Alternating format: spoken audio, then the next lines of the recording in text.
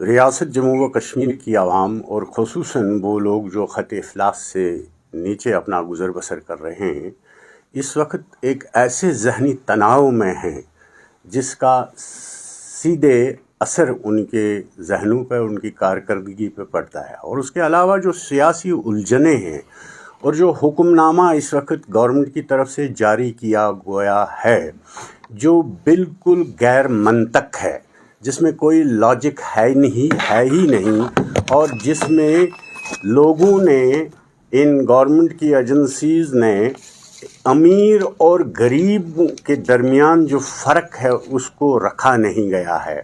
ان کے جو پلانز ہیں، انہوں نے جو شروع کیا ہے، جو ہماری زمینی سرمایہ تھا اس کو انہوں نے خود ہی بانٹ لیا روشنی ایکٹ کے تحت، جس کے تحت آپ کو پتہ ہے 21,000 کنال لوگ، 21,000 کنال بینیفیشریز روشنی ایکٹ کے دوارا سے ان کو حقوق ملے، مالکانہ حقوق۔ اور اب ہماری یہ حکومت جاگ گئی ہے، اس وقت بھی مخلوط حکومت تھی جب ان لوگوں کو فائدہ پہنچایا گیا، اور 80% سبسڈی، یعنی اگر ایک کنال کی قیمت اس وقت 1 لاکھ تھی، ان کو صرف 20,000 دینے پڑے۔ اور جو ہماری غریب عوام ہے، جن کے پاس روزگار نہیں ہے، جن کے پاس کام کرنے کے اوسر نہیں ہے، یہ پہاڑی سٹیٹ وہ سٹیٹ ہے جہاں ہمیں 6 مہینے موسمی حالات کی وجہ سے گھر بیٹھنا پڑتا ہے۔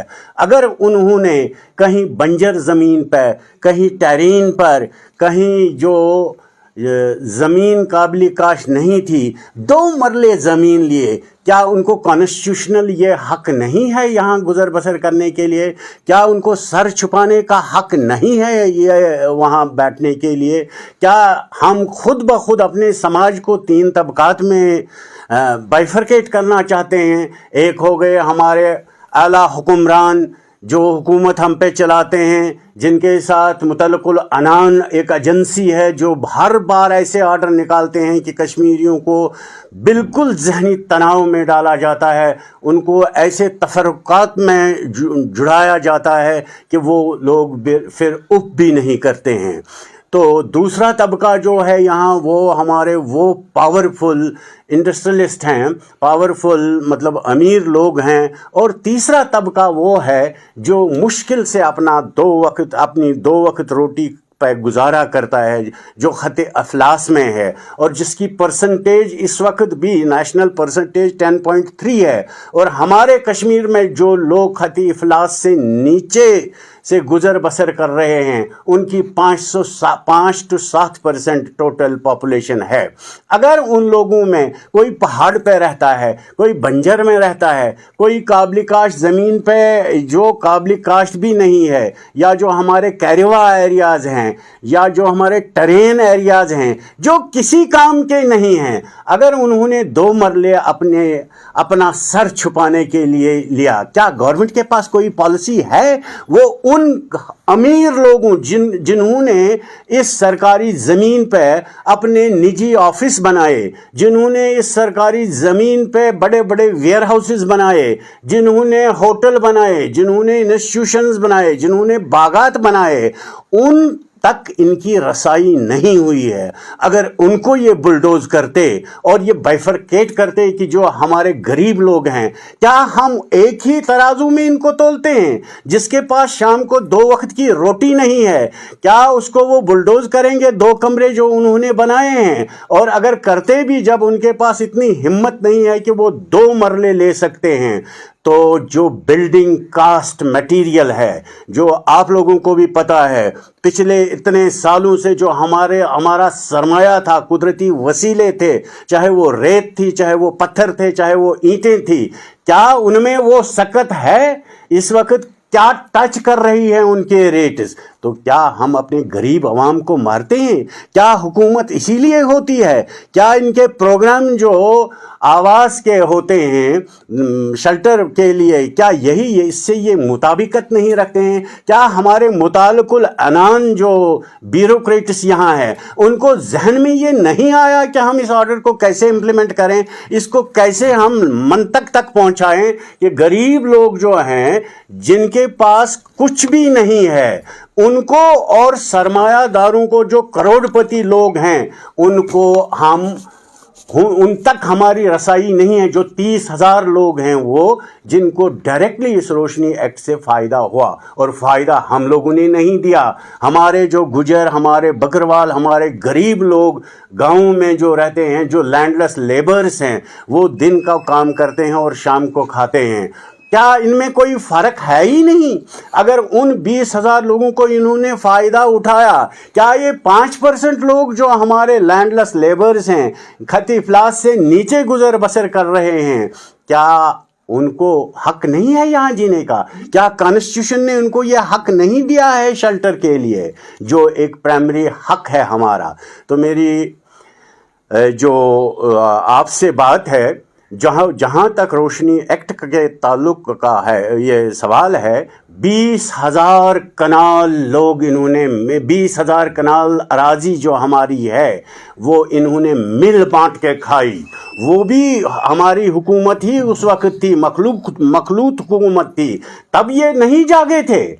और अब इन्होंने रिवर्ट किया, रिट्रीव किया वो लैंड। वो किन से करना था? जम्मू में 16.02 लाख हेक्टेयर्स हैं और कश्मीर में सिर्फ 4.4 हेक्टेयर दिए गए हैं इस रोशनी एक्ट के तहत। और अगर हम लाल चौक से लेके सोपोर तक, सोपोर से लेके हम अनंतनाग तक, अगर इनके पास अमली सबूत होता, अमली ये इनके पास एक सर्वे होती, फिर गवर्नमेंट ऐसा मुतलकल अनान ब्यूरोक्रेटिक ऑर्डर नहीं निकालता है। ये भी एक बदकिस्मती है कि हमारी गवर्नमेंट जो है वो इस वक्त, हमारे जो लोग होने चाहिए थे, जिनको ग्राउंड लेवल की पता होती कि क्या कुछ हो रहा है ग्राउंड लेवल पे, ये आंख बंद करके, ऊपर से सरकार का हुक्म आया, नीचे से इस पे इन्होंने अपनी वजाहत नहीं की, जो उनका फ़र्ज़ था एक ब्यूरोक्रेट का,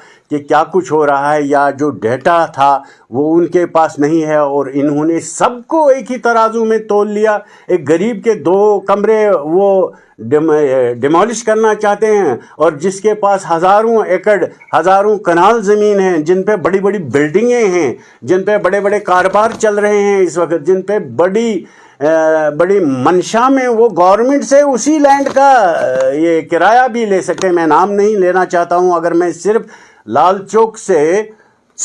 चौक पे, जहां आपकी नज़र सब लोगों की है, अगर सर्वे की जाए कितना हमारा सरमाया अमीर लोगों, ब्यूरोक्रेटों, सरमायादारों और जो हुक्मरान उस वक्त थे मंत्रीज के पास है, और हमारे गरीब बंदे को बोल रहे हैं 2 कमरे के लिए कि हम इसको मिस्मार करेंगे, हम इसको जीने नहीं देंगे। लेकिन ये जो है आवाम की तर्जमानी हम करने जा रहे हैं। हम आम आदमी पार्टी का एक मौक़िफ़ है कि हम जो गरीब लोग हैं उनके साथ हैं, उनकी दिफा करेंगे, उनकी मईशत की ज़मानत बनेंगे, उनके रोज़गार के अवसर हम करने की कोशिश कर रहे हैं। आप देखिए, बर्फ़ पड़ती है यहाँ, मौसमी हालात ख़राब होते हैं, क्या हमारा मज़दूर मज़दूरी कर सकता है 6 महीने में? तो वो कहाँ से मकान बनाएगा? वो कहाँ से वो ज़मीन लाएगा? क्या उनके पास कोई पॉलिसी है? अगर ये इन लोगों को इनसे ये ज़मीन छीन नहीं पाते हैं, तो कैसे ये उस अराजी पे, जिस अराजी पे इन्होंने ये अहकामात जारी किए हैं कि इसको 31 तक डिमोरलाइज किया जाए, तो क्या ये जायज़ है? दूसरी बात जो मैं आपके साथ शेयर करना चाहता हूँ, जो ये जब लॉरेंस साहब यहाँ आए, जो बंदोबस्त हुआ है, शायद आप लोगों को पता नहीं होगा, और ये मैं आवाम को ये बात आवाम तक पहुँचाना चाहता हूँ कि जब लॉरेंस साहब ने जब बंदोबस्त किया, तो मेजर लेवल पे हमारी ज़मीन को 3 हिस्सों में तकसीम किया गया। एक हो गई ज़ाती मिल्कियत, जिसके पास जितना मिल्कियती तौर ज़मीन है वो उसका है।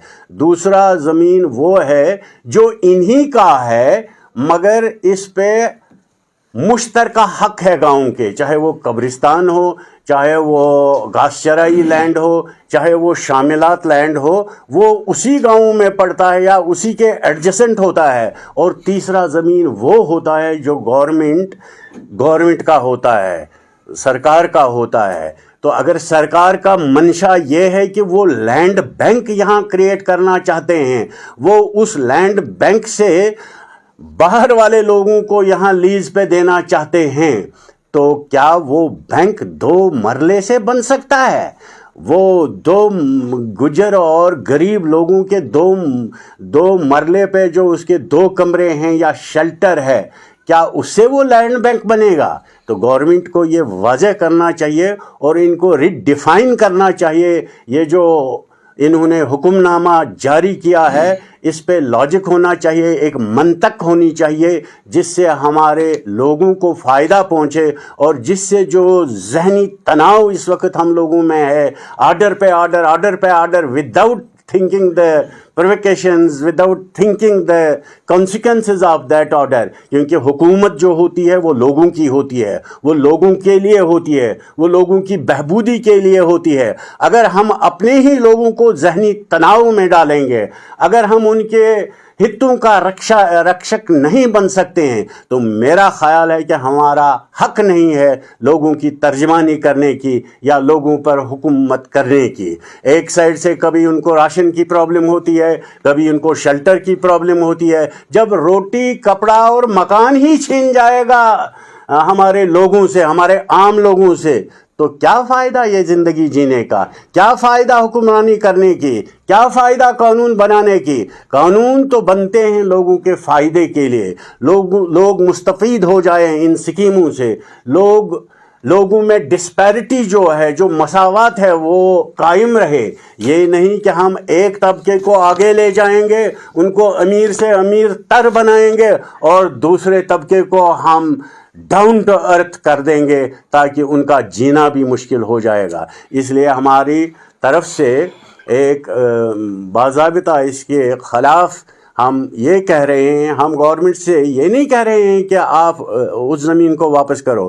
اس زمین کو واپس کرنے کا مقصد کیا ہے گورنمنٹ کے پاس؟ اگر یہ لینڈ بینک ہی بنانا چاہتے ہیں تو اس لینڈ بینک کو یہ کریں گے کیا، یہ واضح ہونا چاہیے۔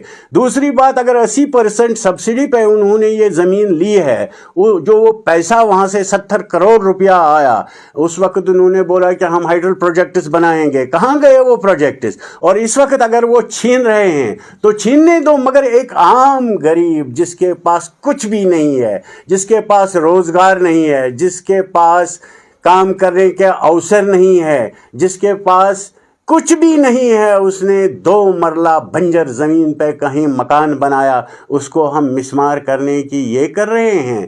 یہ کورٹ کے باوجود، کورٹ آرڈر سے یو ٹرن انہوں نے لے لی۔ کیا ہمارے حکمران اس وقت سوئے ہوئے ہیں؟